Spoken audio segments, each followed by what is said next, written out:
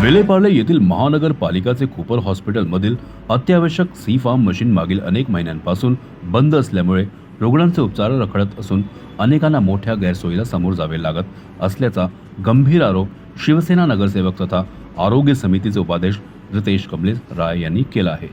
या संदर्भात माजी नगरसेवक कमलेश राय यांच्या मार्गदर्शनाखाली नगरसेवक रितेश राय यांनी रुग्णालयाचे अधिष्ठाता यांची भेट घेऊन निवेदन देत तातडीने मशीन सुरू करण्याची मागणी केली आहे।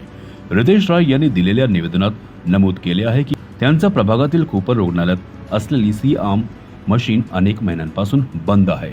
याबाबत वारंवार रुग्णालय प्रशासनाच्या निदर्शनास आणून देऊनही कोणतीही ठोस उपाययोजना करण्यात आलेली नाही।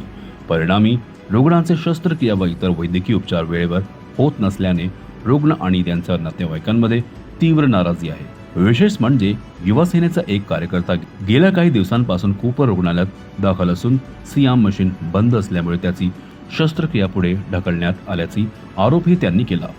केवळ एका रुग्णालाच नव्हे तर इतर अनेक रुग्णांनाही आवश्यक वैद्यकीय सुविधा वेळेत मिळत नसल्याचा मुद्दा त्यांनी उपस्थित केला। रितेश राय यांनी प्रशासनाला स्पष्ट इशारा देत म्हटले आहे की येत्या एका आठवड्यात सी आर्म मशीन सुरू करण्यात आली नाही तर शिवसेना आणि युवा सेनेचे वतीने रुग्णालयात आंदोलन करण्यात येईल। आंदोलन दरम्यान कोणतीही गैरसोय किंवा अनुचित परिस्थिती निर्माण झाल्यास त्याला पूर्णपणे रुग्णालय प्रशासन जबाबदार असेल, असा इशाराही रितेश राय यांनी यावेळी दिला आहे।